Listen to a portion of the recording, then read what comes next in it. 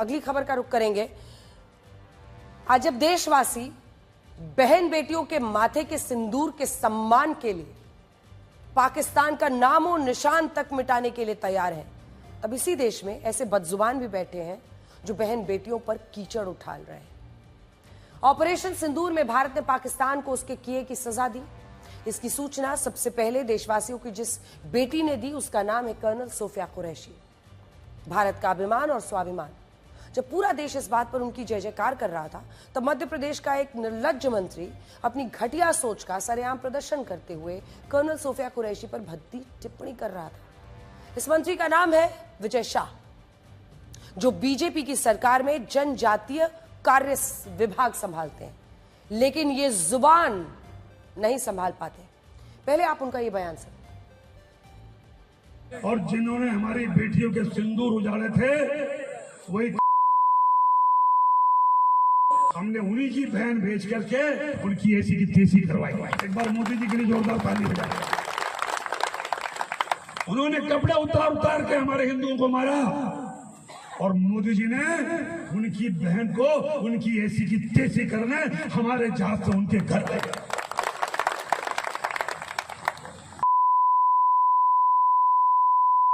उनके समाज की बहन को भेजा कि तुमने हमारी बहनों को अगर विधवा किया है तो तुम्हारे समाज की बहन आके तुम्हें देश का सम्मान, मान सम्मान और हमारी बहनों का सुहाग का बदला तुम्हारी जाति की समाज की बहनों को पाकिस्तान भेजकर अगर कोई ले सकता है। और उन्होंने कहा था घर में घुस के मालूम, घर में घुस। जब पूरे भारत में देशभक्ति का ज्वार उमड़ रहा है, लोग आतंकवादियों पर आक्रोशित हैं, अपने सैनिकों के साथ हर तरह से खड़े हैं, तब एक माननीय अपने सैनिक के लिए ऐसी भाषा का इस्तेमाल करते हैं, उसे आतंकवादियों की बहन बताते हैं। सोचिए ऐसे व्यक्ति, ऐसे मंत्री के साथ क्या होना चाहिए। अगर आप सोच रहे होंगे कि राष्ट्रवादी पार्टी ने उन्हें बर्खास्त कर दिया होगा, मंत्री पद छीन लिया होगा, तो आप गलत हैं। विजय शाह के पद और कद पर कोई आंच नहीं आई है। सिर्फ एक एफआईआर जरूर दर्ज हुई है, वो भी तब जब मध्य प्रदेश हाईकोर्ट ने स्वतः संज्ञान लेकर 4 घंटे में एफआईआर दर्ज करने का आदेश दिया था। हाईकोर्ट ने कहा कि हमारे देश में सेना आखिरी ऐसी संस्था है जो त्याग, बलिदान, साहस, एकता, अखंडता का प्रतीक है। कर्नल सोफिया कुरैशी ऑपरेशन सिंदूर की कामयाबी का बड़ा चेहरा है। उनके खिलाफ मंत्री विजय शाह ने गटर की भाषा का इस्तेमाल किया।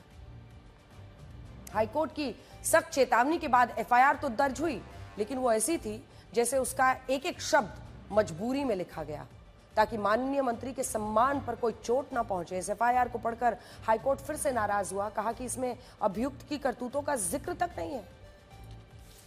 ये एफआईआर मेरे हाथ में, ये देखिए एफआईआर की कॉपी आप देखेंगे, जो पहला पन्ना है उसके बाद से अंदर वाले पन्ने में ये लिखा है कि हाईकोर्ट के कहने पर एक वायरल वीडियो के आधार पर हमने ये एफआईआर दर्ज की है।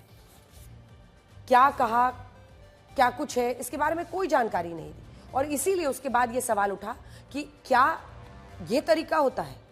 मतलब अब एक ऐसे व्यक्ति के मान सम्मान की चिंता हो रही है जिसने इस तरह से बेटी के खिलाफ बोला है। ये इस तरह से ड्राफ्ट की गई है जिससे चुनौती दी जाए कि आसानी से रद्द भी हो सकती है। एफआईआर का हम आपको बता देते हैं, जब विजय शाह को अपने शब्दों पर शर्मिंदा होना चाहिए, एफआईआर के खिलाफ सुप्रीम कोर्ट पहुंच जाते हैं। सुप्रीम कोर्ट ने इस मामले में हस्तक्षेप से इनकार कर दिया, कहा कि हाई कोर्ट जाएं, माफी भी मांगे। विजय शाह की सिर्फ इन शब्दों से ही आप आहत हैं तो जरा ठहरे। बहन बेटियों के अपमान का उनका एक इतिहास रहा है। उन्होंने बार बार अपनी भाषा में से महिलाओं का अपमान किया है। विजय शाह के कई बयान ऐसे हैं जिन्हें सुनकर शर्म भी चुल्लू भर पानी मांगे। इनका शब्दकोश सस्ते शब्दों से भरा पड़ा है। कभी किसी एक मुख्यमंत्री की पत्नी पर टिप्पणी करते हैं, तो कभी बहन बेटियों पर, और अब महिला सैनिक पर। छोटी बच्चियों से लेकर मुख्यमंत्री की पत्नी तक वो सस्ती भाषा का इस्तेमाल कर चुके हैं।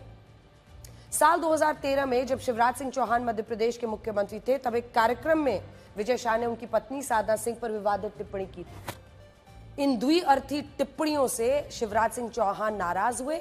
विजय शाह को इस्तीफा देना पड़ा। एक कार्यक्रम में विजय शाह बालिकाओं को टी शर्ट बांट रहे थे, तब उन्होंने बच्चियों के कपड़ों को लेकर भद्दी टिप्पणी की। साल 2020 में विजय शाह पर मध्य प्रदेश के एक टाइगर रिजर्व में विद्या बालन की शूटिंग रुकवाने की बात है। आरोप है कि विद्या बालन ने मंत्री के साथ डिनर के ऑफर को ठुकरा दिया था, इसलिए शूटिंग रुकवाई। विजय शाह राहुल गांधी को लेकर भी बिलो द बेल्ट टिप्पणी कर चुके हैं। इसके अलावा साल 2018 में एक कार्यक्रम में उन्होंने कहा था कि आज गुरु के सम्मान में ताली नहीं बजाओगे तो अगले जन्म में घर घर जाकर ताली बजानी पड़ेगी। इस बयान पर किन्नर समुदाय काफी नाराज हुआ था। सवाल एक ही है, मुख्यमंत्री की पत्नी के खिलाफ बोलने पर अगर इस्तीफा हो सकता है तो फिर देश की फौजी बेटी के खिलाफ बोलने पर इस्तीफा क्यों नहीं हो रहा?